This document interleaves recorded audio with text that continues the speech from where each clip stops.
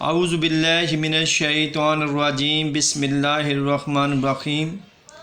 Student grade 8 exercise 4C math D3 question number 4। बहुत सारे students ने कमेंट्स में कहा कि क्वेश्चन नंबर 4 करवा दिया जाए, तो इसलिए क्वेश्चन नंबर 4 की वीडियो बनाई जा रही है।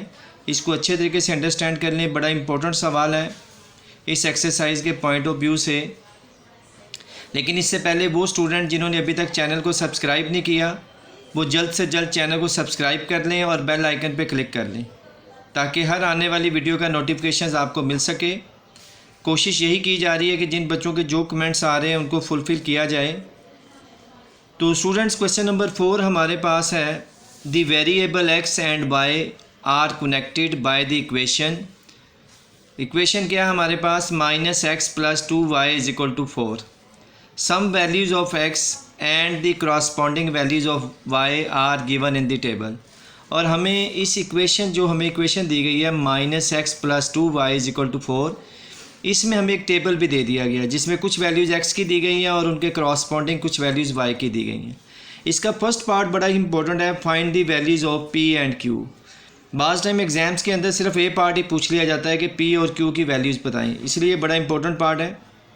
स्टूडेंट्स, आप लोगों ने क्या करना है कि जो आपको इक्वेशन दी गई थी ऊपर -x + 2y = 4, आपने वो राइट कर लेनी है। इस इक्वेशन को हमने 1 इक्वेशन का नाम दे दिया। अब स्टूडेंट्स देखें, आपके पास आपने p फाइंड करना है। अब p इस कॉलम में आ रहा है।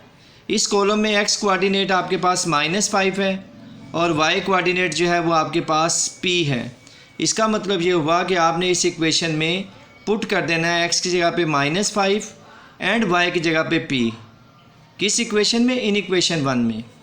तो देखें, माइनस वैसे ही आ गया, x की जगह पे x की वैल्यूज़ ब्रैकेट के अंदर -5 आ गई, +2 एज इट इज़ आ गया और y की जगह पे y की वैल्यूज़ p आ गई और = 4 एज इट इज़ आ गया। माइनस माइनस +5 आ गया स्टूडेंट्स, 2 × p 2p आ गया = 4 एज इट इज़ आ गया।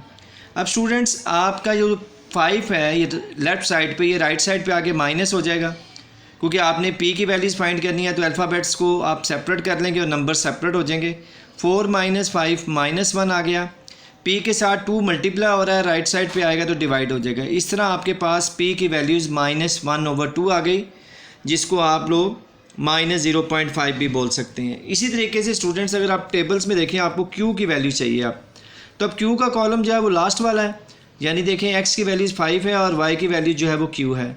तो आपने इस इक्वेशन में इक्वेशन नंबर 1 हमने दोबारा से राइट कर ली, एंड -x + 2y = 4 इक्वेशन 1 है। इसमें हमने पुट कर दिया x की जगह पे 5 और y की जगह पे q इन इक्वेशन 1। जब हमने x की जगह पे 5 पुट किया तो माइनस वैसे ही आ गया, x की जगह पे 5 आ गया, +2 एज इट इज़ आ गया, y की जगह पे q आ गया और = 4 एज इट इज़ आ गया।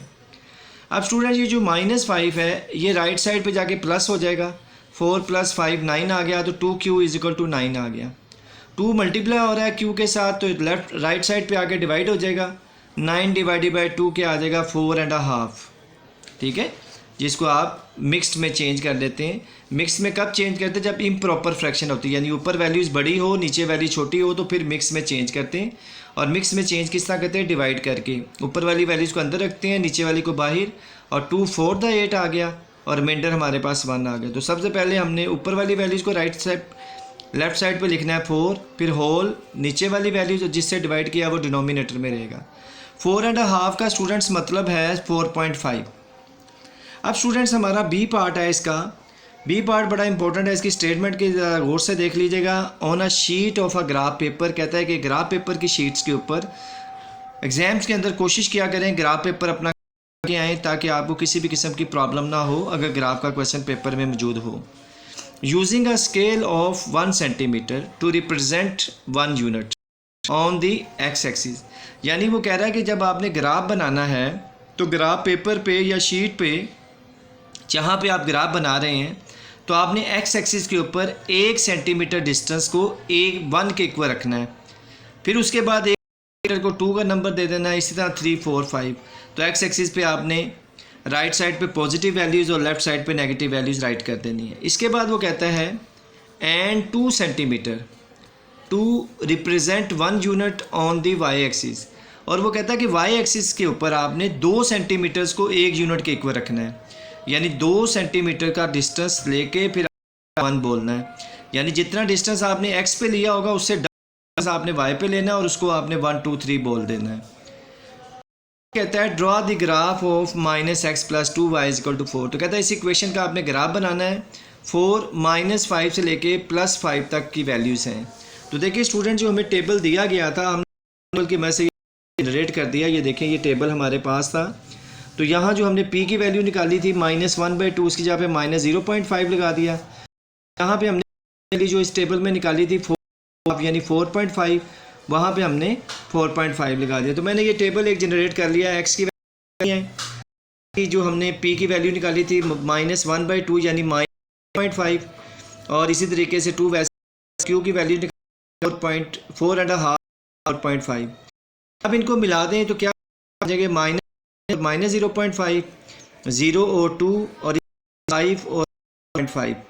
स्टूडेंट्स, ये 3 पॉइंट्स हैं जिनको आपने ग्राफ पेपर पे प्लॉट करना है और एक स्ट्रेट लाइन खींच देनी है तो आपका ग्राफ बन जाएगा। अब आपको एक MCQs आ सकता है कि इक्वेशन का ग्राफ क्या होता है, तो आपने बताना है कि लीनियर ग्राफ जो है वो स्ट्रेट लाइन होगा। तो स्टूडेंट्स, हम लोगों ने क्या करना है, एक्सिस के ऊपर 1 सेंटीमीटर एक नंबर ले लिया। इस तरह 1 2 3 5 6 इनका डिस्टेंस सेम रखना है, -2 -3 -5 भी सेम रखना है। अब वाई एक्सिस उसने कहा था 2 सेंटीमीटर 1 यूनिट के इक्वल है, यानी जितना हमने 0 से 1 एक्स है डबल डिस्टेंस हम इस पे ले लेना है। 1 2 3 4 आ जाएगा। इसी तरह नीचे -2 -4 माइनस और आ जाएगा। स्टूडेंट देखें, फर्स्ट पॉइंट -5 -0.5। अब x का 5 ये a का -5 जो होगा वो और 1 के बिट यहाँ पे लेट्स, तो यहाँ से लाइन तो ये -5 के साथ कनेक्ट होगी, तो ये एक डॉट लग गया। दूसरा पॉइंट स्टूडेंट्स हमारे पास था 0 2। अब 0 2 कहाँ पे आएगा, y की वैल्यू 2 है, 2 पे आ जाएगा। तीसरा पॉइंट स्टूडेंट्स हमारे पास था 5 और 0.5, तो हमने x का 5 और y का 4.5 ले लिया, डॉट्स लग गया। अब इन तीनों डॉट्स आपने स्केल की मदद से किया, बी पार्ट का किया, बस आपने जाना है तो ये बी ग्राफ बन जाएगा। इसके बाद स्टूडेंट थर्ड हमारे पास सी पार्ट आ जाता है। The point r 0.5 lies on the graph इन, कहता है ये जो है 0.5 आपका इसी के लाई कर रहा है जो ग्राफ हमने बनाया। ठीक है student, the values of r की वैल्यूज ग्राफ इन b, अगर हम b ही बात करते हैं, कहते हैं व्हेन y 0.5, जब y की 0.5 होगी, देख हमारे है वो x है और 0.5 y है। की वैल्यूज तो हमें है, x की वैल्यू है, y की वैल्यू है 0. हमने ऊपर 0 को तलाश कर, देखें ये 0 और बिल्कुल दरमियान में 0.5 आ जाएगा। यहाँ से आपने एक स्ट्रेट लाइन स्केल की मदद से खींचनी है जो ग्राफ करेगी। यहाँ ग्राफ वहीं आप नीचे देखें, आपको क्या -3, इसका मतलब वैल्यूज की मदद से ग्राफ के ऊपर से वैल्यू निकाल ली माइनस। तो y = 0.5, x कोऑर्डिनेट बार होता है, ठीक है, जो है वो x की जगह है, तो दोनों वैल्यूज की माइनस, इस तरह आपके पास इसके आगे माइनस।